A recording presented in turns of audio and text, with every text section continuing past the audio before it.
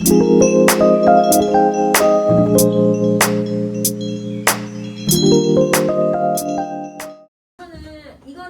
여러분 자화상이랑 연계되어 있는 지문이잖아요. 그래서 얘 같은 경우는 뭘 보셔야 되냐면 윤동주의 자화상하고 절정의 이육사 이 작품이 두 가지를 비교할 수 있어야 될 것 같아. 그래서 공통점 차이점을 찾을 건데, 근데 공통점 차이점은 선생님이 여러분 7쪽에 이렇게 표를 만들어 놓기는 했는데, 여러분 그 표에 정리하면서 이것도 하고 그 다음에 다르게 정리도 한번 해볼 거야. 자, 우선은 여기서 우리 이렇게 정리해 봅시다.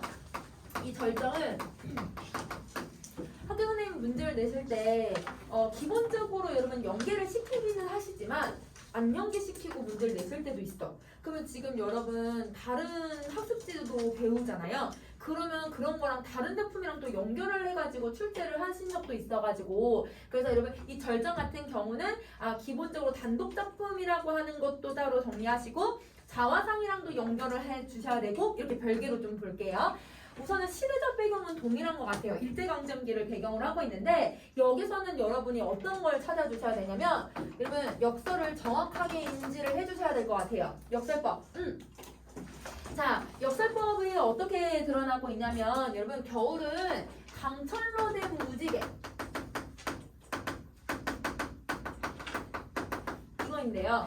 그럼 여러분 우리 강철이라고 하는 이미지랑 그다음 무지개라고 하는 이미지는 사실은 여러분 연관성이 없어요. 그럼 이렇게 연관성이 없는 두 대상을 나열해서 여러분 문장을 성립을 시킬 때 이거를 우리는 뭐라고 표현하냐면 이율배반적이다 라고 표현을 하거나, 아니면 여러분 이거는 모순을 만들어낸다 라고 해서 모순형용이라고 표현을 해요. 이율배반적이고 모순형용의 모습을 드러낸다. 그러면 여러분 역설이라는 말 대신에 선택지에다가 이율배반이란 말이 들어가 있거나, 아니면 역설이란 말 대신에 모순형용이란 말이 들어가 있으면 그러면 이거는 여러분 역설이랑 똑같구나 라고 생각해 주셔도 돼요. 자, 그러면 여기서는 항상 뭘 가지고 있어야 되냐면 이걸 가지고 있어야 돼. 진리.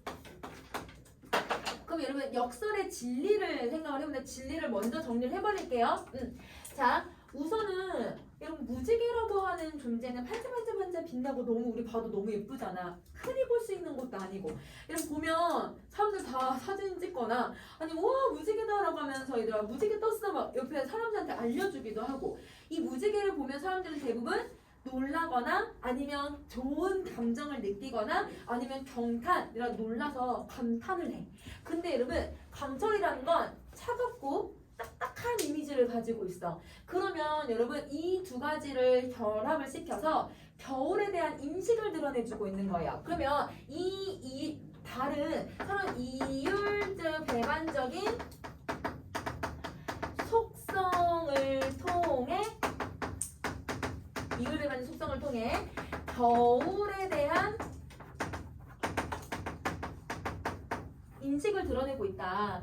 그러면 그 겨울에 대한 인식이 무엇이냐 이렇게 생각하면 돼요. 이 겨울은 여러분 그 당시 이제 일제강점기를 빗대고 있는 표현이니까 일제강점기를 강철처럼 우리가 굳건하게 버텨낸다면 그러면 여러분 이 겨울이라고 하는 부정적인 시간을 강철처럼 견딘다면, 강철처럼 견뎌낸다면 그러면 무지개 같은 찬란한 인생이 올 거라고 생각을 하는 거야.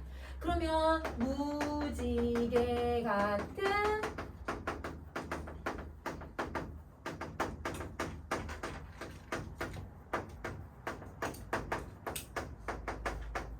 예상하고 있다.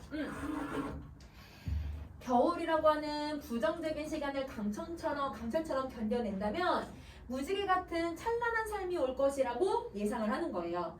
그러면 여러분 겨울이라고 하는 것을 부정으로만 인식하는 게 아니라 겨울을 내가 어떻게 이겨내는지에 따라서 내 인생이 달라지겠구나 이렇게 생각을 하는 거야. 무지개 같은 찬란한 삶이 올 것을 예상. 그러면 여러분 이 속에서 우리는 겨울이라고 하는 공간, 시간을 이거를 긍정적으로 오히려 인식을 하고 있구나. 부정을 넘어서서 인식을 하고 있구나. 그러면 여러분 이거를 선생님 다시 지문해서 다시 한번 설명해 주긴 하겠지만 이걸 통해서 역설을 통해서 내가 뭔가 초월적인 극복, 초극적인 의지를 드러내기 위해서 이걸 쓰고 있구나라고 생각해 주시면 돼요. 자, 그럼 여러분 초극적 의지라는 건 여러분 어떤 부정을 초월해서 긍정적으로 인식하는 것을 초극이라고 해. 그래서 여러분 이 초극이라는 건 부정적인 것을 초월하여 긍정으로 인식하는 경우를 얘기를 하는 거야. 여러분 혹시 그 말을 잃어버리니까 아들은 아버지 저희 말 잃어버렸어요 라고 했는데 아버지는 괜찮아 뭐 좋은 일이 있겠지 나쁜 일이 있으니까 오히려 좋은 일이 있겠지 라고 해가지고 말이 다른 암말을 데리고 와서 두 마리가 됐다 막 이런 이야기 들어봤잖아요. 그러면 여러분 그게 이제 인생 새옹지마라고 표현을 하긴 하는데 그러면 여러분 그런 거야. 부정적인 상황에서 말을 잃어버린 상황에서 괜찮아 뭐 좋은 일이 있겠지 오히려 더 긍정적으로 생각하는 걸 초극이라고 얘기를 해. 그러면 이 초극적인 의지라고 하는 애가 어떻게 드러나고 있는지 이제 본문에서 찾아내실 수 있어야 될 것 같아요. 자, 그 다음에 두 번째는요. 한 개의 상황을 어떻게 설정하고 있는지 이걸 한번 보는데요. 1년에서의 여러분 한 개의 상황과 2년에서의 한 개의 상황과 그 다음에 3년에서의 한 개의 상황 요렇게 해서 선생님이랑 정리 한번 해볼게요. 요걸 정리해보자. 자, 그러면 이제 지문 정리 한번 해보자. 매운 계절.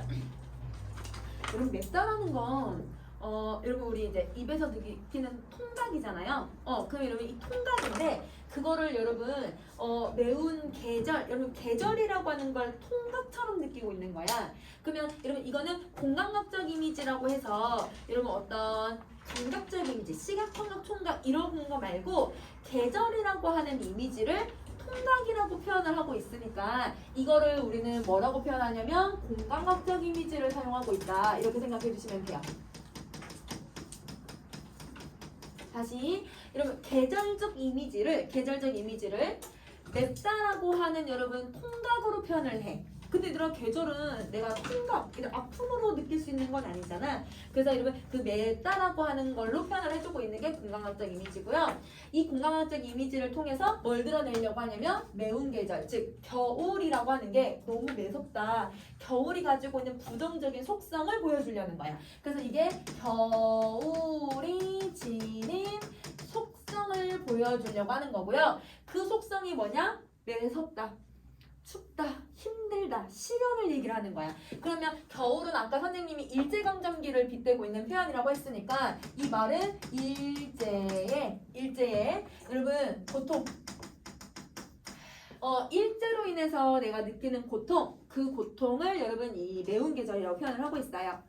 자, 근데 이게 그냥 계절 자체로만 얘들아 그 고통을 느끼는 게 아니라 누가 더 고통을 주고 있냐면 채찍으로 날 때려. 그럼 얘들아 채찍 그냥 얘들아 매 맞아도 아픈데 채찍은요 그게 더 얘들아 찰싹 이렇게 더 맞으면 더 아프네. 우리 고무줄에 맞는 게 더 아픈 거 알지 얘들아? 고무줄에 이렇게 했다가 이렇게 탁 놓으면 아프잖아. 그런 식으로 얘가 계속 나에게 가학적인 행동들이 가해지는 거야. 그러면 여러분 채찍에 갈긴다는 건 일제의 고통이 계속 폭력이 계속 가해지고 있는 상황을 얘기하는 거죠. 그러면 여러분 이 채찍은 일제의 폭력성을 얘기하고 있다. 그러면 이런 폭력성에 갈겨서 마침내 북방으로 휩쓸려 오게 돼요. 자, 그러면 여기서 휩쓸려 오다라고 하는 말은 나는 이러고 있어. 일단 우리 지하철 아침에 혹시 여러분 타보신 적 있어요? 지하철에 선생님은 아침에 거의 얘들아 막 7시, 8시에 막 이렇게 지하철 타잖아요? 와, 공중부양하면서 갈 수 있어요. 여러분 사람들이 막 밀리면 얘들아 이거 잡고 얘들아 안 비키려고 왜냐면 자리를 선점해야 되니까 안 비키려고 이러면 공중부양 할 때도 가끔 있어. 약간 과장하긴 했지만 그만큼 사람들이 떠밀려 다니는 거거든.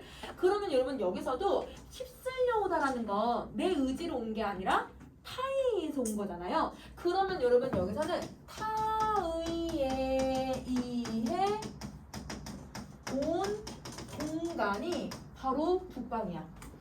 그러면 여기서 말하는 타이라는 거는 누굴까 아니라 일본이 계속 채찍을 계속 갈기니까 일본에 의해서 북방으로 오게 되었다. 이렇게 얘기를 하고 있는 거지. 그러면 이 타이가 여러분 일제라고 생각을 해주시면 되는 거예요. 그러면 여러분 지금 화자는 어떤 모습이냐면 원래 아마 남쪽에서 생활을 하고 있었나 봐. 그러면 여러분 이 우리나라 이렇게 있다고 한다면 그럼 여러분 이렇게 북쪽으로 옮겨가고 있는 거지. 북쪽으로 옮겨가고 있으니까 이 사람은 점점 더 힘든 곳으로 옮겨간 거예요. 그럼 여러분 남쪽하고 북쪽이랑 비교를 했을 때 이 겨울에 어디가 더 추워요? 남쪽하고 북쪽이 있으면 우리 북쪽이 당연히 춥잖아. 그러면 더 추운 곳으로 이 타이에서 더 추운 곳으로 가게 된 거야. 그래서 여러분 여기 이제 한계 지점에 도달하게 된 건데 이 한계 지점이 어떤 한계 지점이냐면 수평적 한계라고 얘기를 해요. 왜 수평이냐면 얘들아 땅은 이렇게 있어. 남쪽하고 물론 얘들아 지구 둥근이가 둥근이지만 얘들아 남쪽하고 북쪽이면 이렇게 걸어서 온 거니까 수평적 한계라고 얘기를 해. 그림으로 봤을 때 올라간 것처럼 보이지만 그게 아니라 수평적 한계야. 그러면 여러분 여기 1년에 무슨 거라고 써주시면 되냐면 수평적 한계를 설정했다. 이렇게 정리를 해주시면 되죠. 자, 그 다음에 2연을 갑시다. 하늘도 그만 지쳐서 끝나버린 고원. 근데 하늘도 지쳐버릴 정도로 너무 힘든 고원에 도착을 해. 그러면 고원이라는 건 이렇게 높은 곳을 얘기하잖아요. 근데 겨울에 북쪽에서 추운 북쪽에서 여러분 이 땅에 있어도 추운데 더 높은 곳에 올라갔어요. 일단 우리 100m씩 올라가면 일단 온도 내려가잖아요. 그럼 여러분 당연히 아래보다 위에가 더 추운 상황이지. 그러면 여기서 더 추운 곳으로 고원에 올라간 거야.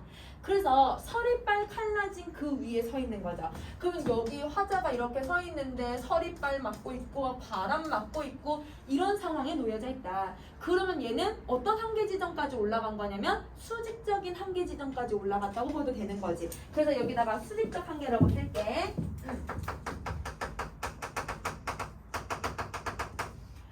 자, 그러면 여러분 이게 내가 일본을 이 폭력을 피해서 이걸 어쩔 수 없이 얘들 북쪽까지 왔는데 북쪽에서도 고원 위에 올라가서 계속 나는 한계 지점에만 내몰리고 있는 상황인 거야. 자, 그러면 여러분 지금 화자는 북방이라고 하는 공간에서 고원이라고 하는 공간으로 뭘 하고 있냐면 공간에 이동하고 있는 거네. 그래서 여기다가 공간에 이동 써줄게요. 공간에 이동. 자, 그러면 지금 여러분 선생님 다음 페이지로 넘기기 전에 1, 2연을 다시 동시에 한번 또 볼게. 여기 지금 보시면 여러분 채찍 그 다음에 얘들아 휩쓸려 그 다음에 여기서 여러분 또 칼날 이런 표현들은요 대부분 약간 어떤 표현들이 많이 들어가냐면 된소리랑 그 다음에 여러분 거센 소리들이 많이 들어가 있어요. 그러면 여러분 예사 소리를 발음을 할 때보다 된소리나 거센 소리를 얘기하면 둔탁하고 딱딱한 느낌을 만들어내거든. 거친 느낌의 단어들을 많이 사용을 하는 거야. 그래서 여러분 여기서는 이런 언어들을 어떤 표현이라고 하냐면 남성적 어조를 만들어내는 시어들이라고 하거든요. 그러니까 학교 선생님에 따라서는 남성적 어조, 여성적 어조를 안 나누시는 선생님도 있지만 선생님은 그걸 비유하기 위해서 설명을 할게. 남성적 어조를 형성하는 시어들이 있는데요. 그 시어들이 아까 얘기했듯이 채찍, 휩쓸려오다, 그 다음에 뭐 칼날 이런 단어들인데 다 여러분 약간 막 아니면 키읔, 그 다음에 얘들아 지읒, 쌍시옷, 막 얘들아 치읒, 얘들아 거센 소리, 된 소리들이 좀 많아. 그러면 이런 소리들이 여러분 좀 거칠고 딱딱하고 이런 이미지를 계속 만들어내고 있는 거야. 그래서 이런 어조를 만들어낸다. 그럼 남성적 어조는 어떤 모습을 드러내냐면 이렇게 얘들아 부드러운 게 아니라 거칠어. 그 다음에 여러분 딱딱해. 혹은 여러분 남성적 어조는 강인한 이런 어조를 만들어내. 그래서 여러분 여기서 화자의 이런 태도랑도 좀 엿볼 수 있을 것 같아요. 자, 그럼 이렇게 정리하고 요거 뒤에 가서도 더 찾을 거야. 자, 그 다음에 가자. 자, 이거 지우고 그 다음 거 잡을게요. 어디에다가 무릎을 꿇어야 하나. 그럼 얘들아 무릎을 꿇으려고 하거든? 그럼 여러분 우리 무릎을 왜 꿇는지를 한번 생각을 해보자. 자, 여러분 우리 시에서 무릎을 꿇는 경우들이 있어요. 어떤 경우냐면 내가 잘못했을 때. 근데 근데 얘들아 일제강점기 때 내가 잘못한 게 있어? 이거는 우리가 잘못한 게 아니잖아. 그리고 또 이육사의 성향상, 이육사라고 하는 시인의 성향상 얘들아 절대 저항하면 저항했지? 얘들아 절대 여러분 남에게 비굴하게 굴복하는 행동을 하지 않을 거란 말이에요. 그러면 여러분 무릎 반성하기 위해서 잘못하기 했다고 해서 무릎을 꿇는 건 아닌 것 같아. 그 다음에 여러분 또 어떨 때 무릎을 꿇냐면요. 우리 얘들아 프로포즈 할 때? 그러면 누군가한테 고백을 할 때? 이것도 아니잖아. 그럼 세 번째는 어떨 때 무릎을 시에서 꿇냐면요. 신에게 기도를 올릴 때. 그럼 여러분 우리 신에게 기도 올리는 것들을 생각해보면 대부분의 종교들이 다 무릎을 꿇는 행위를 통해서 종교, 신에게 기도를 올리는 것 같아.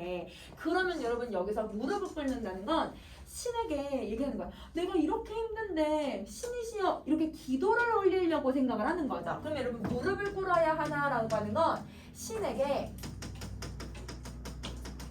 구원을 기도하려고 해요. 그럼 여러분 이걸 봐보세요. 기도하려고 하는 건 했다는 거야 안 했다는 거야? 안 했어. 안 했어. 얘들 아직 안 했어. 자 이걸 해야 되나? 한 발 제겨 디딜 곳조차 없다. 얘들아 뭔가 얘들아 한 발 제겨 디딜 곳조차 없다는 건 아까 화자가 어디 있었냐면 고원 위에 올라가 있었잖아. 근데 그 고원 위에 내가 얘들아 한 발로 이러고 서 있을까? 이건 아니죠. 한 발 사이가 있는 게 아니라 이렇게 생각하시면 돼요. 만약에 내가 어디를 갔어. 어디 초대를 받아서 갔는데 거기에 초대받은 사람들이 다 나랑 원수지간이야. 그러니까 나랑 다 사이가 안 좋은 사람, 나랑 한번 싸웠거나 아니면 나랑 뭔가 한판 했던 사람들이야. 그러니까 얘들아 그 사람들 속에 내가 거기 초대를 받았으니까 1시간은 무조건 있어야 돼. 근데 나 혼자만 있어. 다른 사람들은 막이다 내 씹는 소리도 막 수닥수닥 들리는 것 같고 다 나랑 한 번씩 싸웠던 사람들이니까 내가 말도 못 거는 그런 상황에 놓여져 있다고 한번 생각을 해보면 내가 그 넓은 얘들아 그런 회장이 있다고 하더라도 여러분 약간 어떨까요? 쭈구리처럼 내가 막 여기 집에 가고 싶고 여기에 내가 있고 싶지 않고 막 이런 마음이 들잖아. 그러면 내가 지금 심리적으로 위축되어 있는 상태인 거야.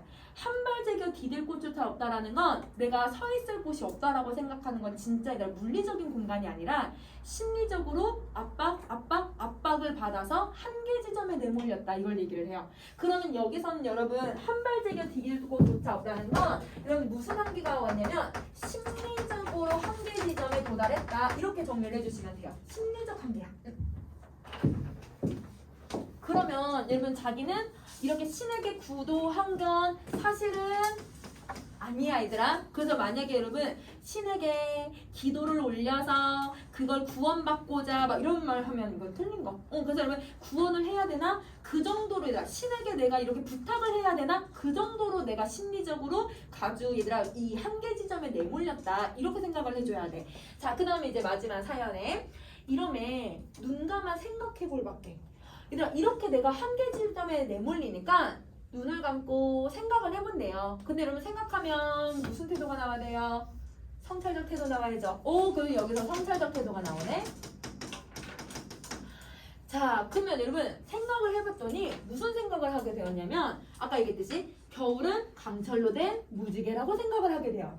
그러면 이게 여러분 화자가 여러분 성찰을 해서 얻어낸 결과거든요. 성찰의 결과예요. 성찰의 결과. 자, 그러면 여기에 무슨 표현법이 쓰는지 우선 두 개를 찾아보자. A는 강철로 된 무지개. A는 B. 여러분 이거 무슨 표현법이야? 이거 은유법이지. 그럼 여기에 여러분 첫 번째 은유법이 쓰였고요. 두 번째 우리 아까 얘기했듯이 역설법이 쓰였어요. 자, 그러면 우리는 당연히 겨울이라고 하는 애는 어떻게 인식을 하고 있냐면 겨울은 부정이라고 생각을 하거든? 그지? 겨울은 부정인데 그거를 강철처럼 굳건하게 이겨내면 그럼 무지개 같은 긍정적인 세계가 올 거다라고 생각을 하는 거야. 이렇게요.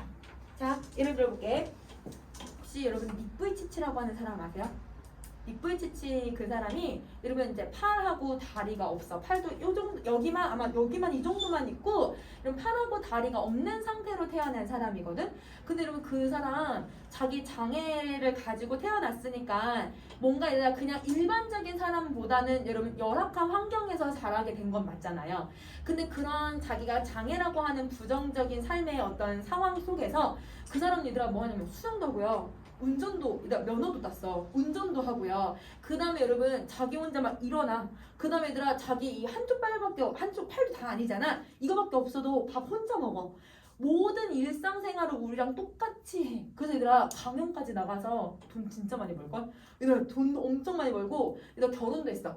결혼도 해가지고 얘들아 지금 아주 행복하게 살고 있어. 그럼 여러분 그 사람이 장애라고 하는 부정적인 것을 얘들아 그거를 이겨내려고 하는 아주 오랜 세월 동안 이겨냈잖아요. 어떻게 이겨내냐면 강철처럼 이겨낸 거거든요. 그것처럼 이겨냈으니 지금은 어떻게 사는 거야? 다른 사람들이 오히려 그 사람 존경해.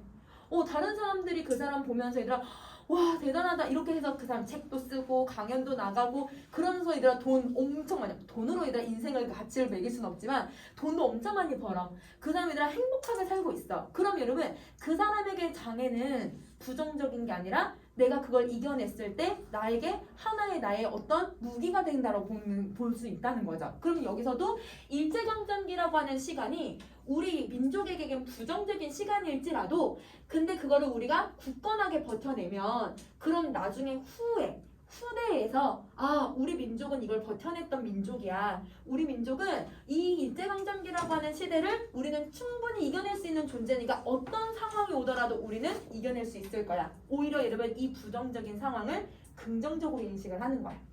그래서 여러분 일제강점기를 미워하는 게 아니라 일제강점기를 잘 버티고 나면 어떤 우리나라의 민족에게 시련이 오더라도 이걸 이겨낼 수 있을 힘이 생길 거라고 생각을 하는 거죠. 그러면 여러분 여기서는 일제강점기가 끝날 거라는 걸 극복할 수 있을 거라고 생각을 하는 거예요. 그래서 여러분 일제강점기를 아까 여러분 부정적인 상황을 오히려 긍정으로 생각을 했을 때 여러분 이게 초급적 인식이라고 했잖아요. 그런 초급적인 인식을 통해서 일제강점기를 이겨낼 수 있을 거라고 극복할 수 있다고 여기게 되는 거예요. 그러면 극복할 수 있을 거라고 생각을 하고 자기도 그거를 이겨내겠다. 나 이거 버티겠다 라고 하는 극복 의지를 드러내죠. 그럼 여기서 화자의 태도는 첫 번째 극복 의지 태도 드러나고요. 두 번째 부정을 긍정으로 생각했으니까 초급적인 여러분 이런 태도도 나타나고요. 세 번째 독립의 뜻이 있어요. 이런 광복이 될 수 있을 거라고 생각하잖아요. 그러면 독립의 뜻을 가지고 있는 사람들을 우리는 지사라고 하거든. 여러분 의사는 여러분 우리 그 안중근 의사처럼 물리적인 힘을 가지고서 독립운동했던 사람, 열사는 독립에서 얘들아 비폭력 운동으로 운동했던 사람, 지사는 독립의 뜻이 있는 사람. 그래서 여러분 여기에 지사적인 태도도 들어가요. 그래서 지사적 태도라는 말이 나오면 독립의 뜻이 있다라고 생각을 해주시면 돼요. 자 그러면 여러분 여기서 이런 태도가 나타나고 있죠. 자 그러면 여러분 이 역설은 저 음이랑 요거랑 연결해서 좀 기억을 해주시면 되고 그러면 자 이렇게 한번 봐보자. 1년 자 여기 있을게. 여기 선생님이 1년하고 2년하고 3년하고 4년을 다 봤는데 1년은 얘들아 막 한 개 지점에 몰렸지. 그 다음에 여러분 그럼 부정이야. 2년도 한 개 지점에 내몰리니까 부정이야. 3년도 한 개 지점에 계속 내몰리니까 부정이었어. 근데 4년은 긍정으로 생각하잖아. 그럼 여러분 긍정으로 생각하니까 내용이 갑자기 어떻게 돼요? 전환이 일어나는 거죠. 내용이 갑자기 이렇게 전환이 일어나는 걸 시상의 전환이라고 하는데 여기서 시상의 전환은 바로 이런 애예요. 이게 시상의 전환. 그래서 부정적인 상황에서 여러분 긍정으로 시상이 전환되었다고 생각을 해주면 돼. 시상의 전환. 자 그러면 여러분 이거는 총 4개의 연으로 되어 있잖아요. 4개의 연으로 되어 있어서 이 작품은요. 처음 이야기를 끄집어냈어. 이야기가 더 심해졌어. 자 이야기의 절정 상태가 됐어. 아주 심리적으로 한 개 지점에 돌려왔잖아.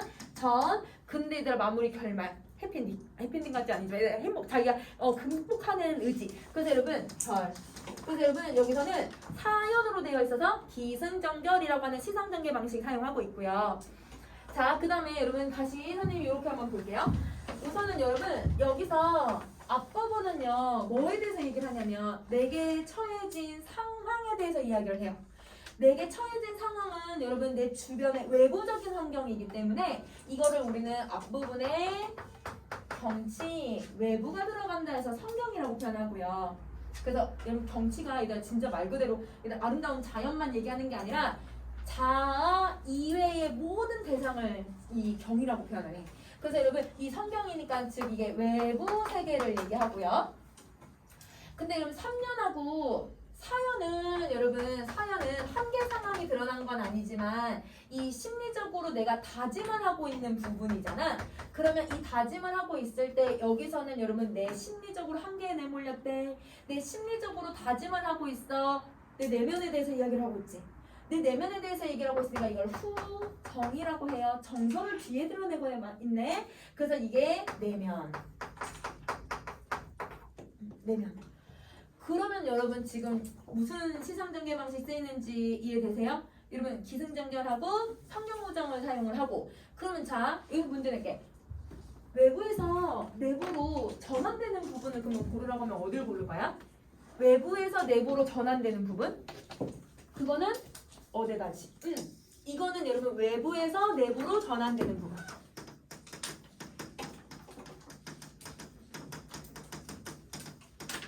여러분 시상의 전환하고 외부에서 내부로 전환되는 이 말 구분 잘 하셔야 돼요. 학교 선생님들이 오답으로 바꿔서 문제 내시기도 해. 그럼 여러분 여기서 어데다는 긍정적인 상황으로 인식하게 되었다 하면 이거 맞아 틀려? 틀려. 그래서 여러분 긍정적인 상황으로 인식하는 건 요거고 그 다음에 여러분 이거는 심리적으로 내가 더 깊게 성찰하고 있는 거는 어디다 돼야 되고 그래서 요렇게 차이를 좀 두시면 될 것 같아요. 자 그러면 여러분 선생님 정리 다 했으니까 그러면 여러분 뒤에 빙판 한번 채워봅시다.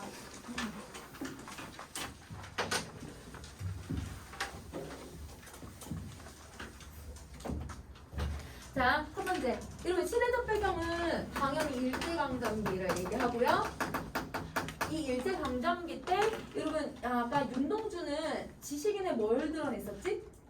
고뇌. 그지? 근데 얘는 지식인이 아니라, 여러분, 지사적인 면모를 드러내고 있는 거지. 극복의지를 드러내는 거야. 그래서 여기서는 지사적인 면모와 극복의지를 드러내니까, 그러면 윤동주와 공통점도 있고 차이점도 있는 거 이해되세요? 오케이. 자, 그 다음에 2번 시상정리 방식은 1번에 여러분 기승전결 우리 금방 다 했던 거. 자, 그럼 1번 뒤에서는 여러분 우리 화자의 극한 상황이 어디에서 나타났냐면 수평적으로 나타났고요. 빈칸의 수평적. 승은 여러분 극한 상황이 나타났는데 이거는 수직적으로 나타났어요. 자, 그 다음에 저는 극한 상황에 대한 현실이 어떻게 들어가냐면 심리적으로 여러분 한계 지점에 도달했죠. 내면적으로. 자, 그 다음에 결은 이 극한 상황에 대한 어떤 의지, 극복 의지 이거 드러난다. 이렇게 정리해주면 될 것 같아.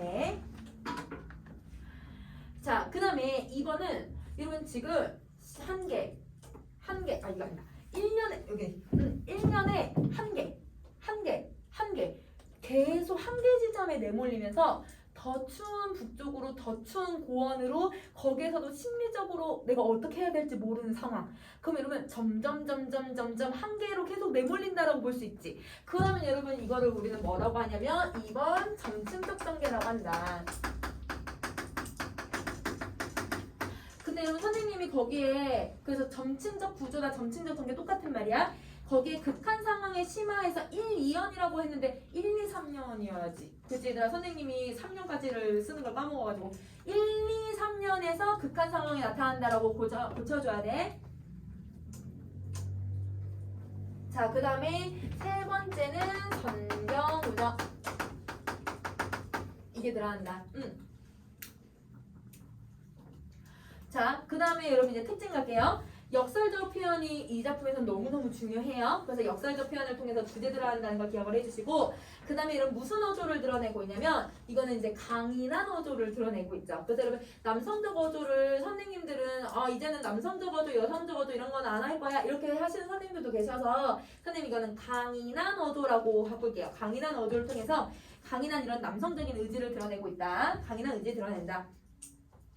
자, 그 다음에 10월 19. 아까 얘기했던 매운 계절, 채찍, 북방, 칼날, 강철 이런 애들은 차갑고 날카롭고 매서운 이미지를 가지고 있고 화자가 처한 여러분 어떤 현실을 얘기하냐면 아주 얘들아 그 암울한 현실을 얘기를 해요. 그래서 여러분 암울하다라고 하는 걸 정리할게. 자, 그 다음에 여러분 표현상의 특징은 거기 혹시 빈칸이 거기 씌워져 있지? 일단 자 우선은 여러분 겨울이라고 하는 것을 비정하고 강인한 뭘로 인식하냐면 강철로 인식을 해요. 그래서 거기 위에 칸에다 강철 써주면 돼. 희망하고 황홀하다라는 건 무지개로 인식을 하네요. 그래서 무지개라고 표시해 주시면 돼요.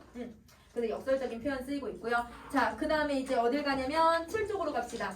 자, 7쪽에 자, 여러분 거기 어조에서요. 어조에서 단정적 어조라고 혹시 들어가 있나요?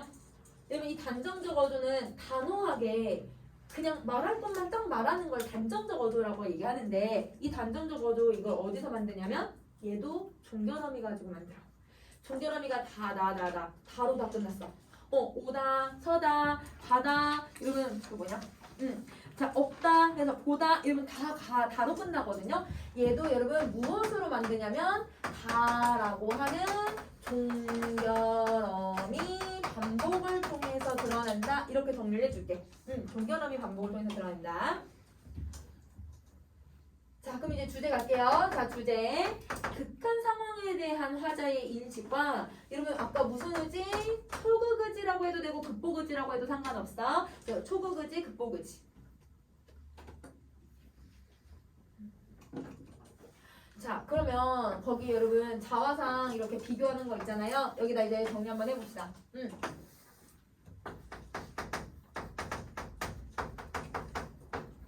자, 여러분 자화상은 여러분 어떤 종결어미를 사용했냐면 기읍니다라고 하는 경어체를 만드는 종결어미를 사용을 했고요. 자, 근데 얘는 다라고 하는 종결어미를 계속 사용을 해요. 자, 그래서 여러분 어조가 어떤 어조가 만들어지냐면 얘는 고백적인 어조가 만들어지고 그 다음에 여러분 좀 부드러운 어조가 만들어지고 그래서 고백적 부드러운이라고 쓸게. 자, 근데 절정은 그게 아니죠. 되게 좀 강인한 의지를 드러내려고 하다 보니까 강인한 어조를 만들어내고요. 그 다음에 아까 얘기했듯이 단정적인 어조를 만들어내요. 그래서 절정은 이렇게 어조를 만든다.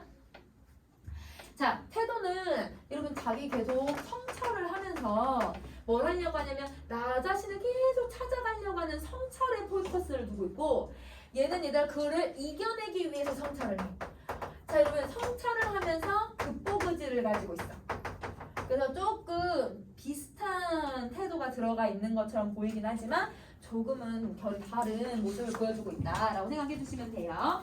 자, 그러면 이렇게까지 정리하시고 그러면 이제 선생님이랑 첫사랑을 한번 가보자.